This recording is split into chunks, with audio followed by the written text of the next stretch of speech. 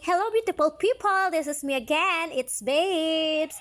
So mga ka-babes, samahan niyo po kaming magluto ng lugaw. Papa-sponsor ni Manoy para sa mga bata at para sa ating mga kabarangay. So ito nga po ay naghihiwa na po ako ng mga sibuyas, bawang at luya. And also, kasi syempre yung sibuyas na yan, hindi naman iba sa atin kapag naggagalit talaga tayo ng sibuyas is naluluha-luha tayo. So, yung iba ang technique nila kapag naghihiwa sila ng sibuyas is may tubig na nakahanda para daw yung tubig ay i-absorb niya yung parang pagkaanghang ng parang kontra para hindi lumuha yung mata. Pero sa akin hindi ko na ginawa kasi nga hindi naman masyadong marami yung aking sibuyas na hinihiwa. And then yan, lumapit na yung aking mga kasamahan. Ayan, hinihiwa na aking kumari Marites ang and then yan, starting for the luto, ang person. So, nag-umpisa ng parlangan yung kalan. Syempre, thank you very much dahil may pakahoy pa rin si Manoy.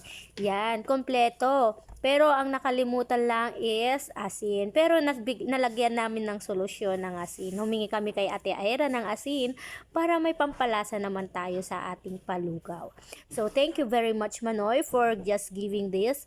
Marami tayong mapapakain dito and then mga bata is paborito talaga nila. So, ayan, nagaantay sila. Kung alam na nila talaga na ako magluluto ng lugaw talagang, wow, yummy, sarap. So, ayan, habang nag-aantay tayo, uminit na yung mantika. Ay, uminit na yung mantika, uminit na yung talyasi, kaya nilagay na yung mantika.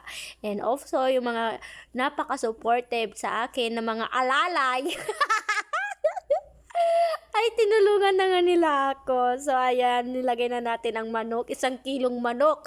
Tinadtad ng maliliit para talagang share-share sa lahat ng mga kakain ng lugaw. Ganyan naman talaga tayo, guys. Dapat share-share lang. Sharing is caring. Ika nga yan, minekos-mekos ko na yan, guys. Kasi kailangan naman talaga pag nagluto tayo, mekos-mekos natin yan. Mekos-mekos is mix-mix-mix from Mr. Nobody Duty. So, ayan, inaantay natin na maluto yung karne, and then ibubuhos na natin yung bigas. So, igigisa ko yan. Yan ang aking secret recipe. May mga secret recipe rin ba kayo tulad ko? Sharing! Siyempre, ang secret recipe ko ay yung pagmamahal.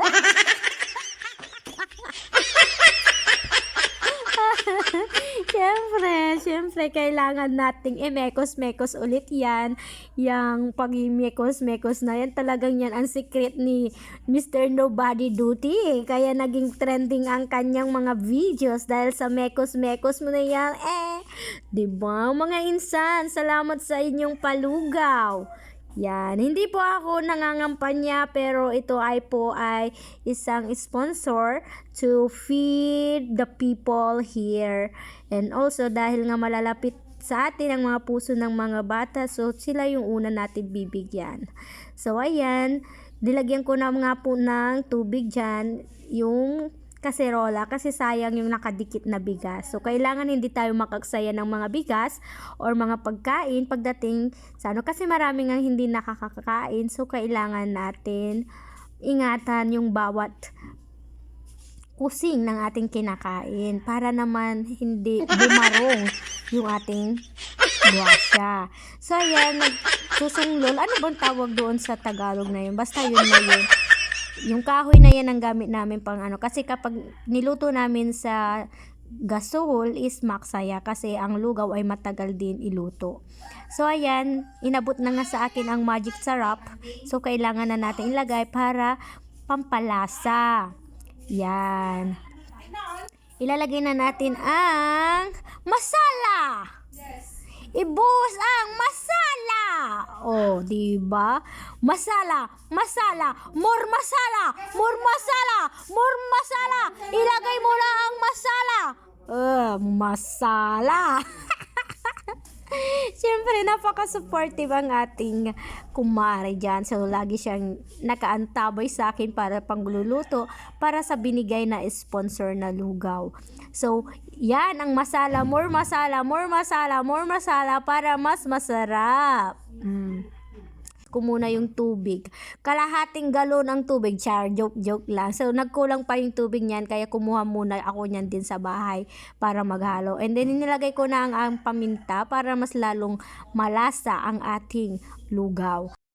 Sa paglagay natin ng paminta is malapit na rin kumulo or maluto yung lugaw natin dahil kinat ko nga yung video dahil sobrang haba na po ito kung hindi po natin siya kinat. So sinabi ko sa mga bata na kumuha na sila ng nalagyan natin dahil yung baso na ibinigay is medyo mainit. Hindi po siya disposable na styro. So kailangan kapag ginamit yun is dalawa na lang para hindi sila mapaso. So kumuha na sila sa kanilang bahay ng kanilang mga lalagyan at nakapila na nga sila para antayin yung lugaw na dahil papasok nga sila. So sakto, hindi pa sila nag-aalmusal. Saktong-sakto talaga yung binigay ni Kuya Manoy na palugaw this morning. So balik kagagabi pa pero hindi namin nailuto dahil nga late na rin akong umuwi. And then wala rin magluluto dahil nga hindi nga sila at hindi na rin sila lumabas kasi anong oras na. Kaya ngayong morning namin siya niluto. So talagang sakto-sakto breakfast talaga ang lugaw is maganda sa atin. Lalong-lalo na itong lugaw na to is masustansyang pagkain.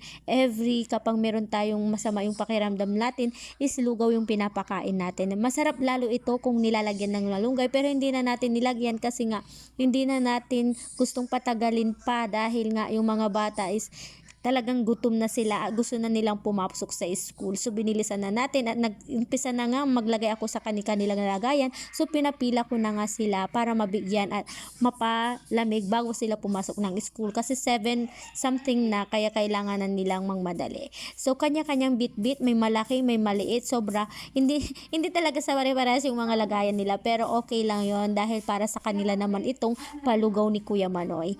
So ayan, dahil nga alam nyo ba guys, ang natatawa dyan kasi yung mga dala-dala nila is talagang kapag hinawakan mo yung mapapasok ka, kaya ang ginawa nila ay dinodoble na lang nila yung kanilang mga lalagyan. And then of course alam nyo yung isang pinsan ko nagdala siya ng malaking lalagyan and then gusto pa yung isang malaking kaserola. And sabi ko ito na lang, iuwi na lang yung talyasin, siya rin, joke lang. So ayan, pila-pila. Ang sarap talaga. Alam nyo na, inaamoy ko na yung lugaw. Parang gusto ko na kumain eh.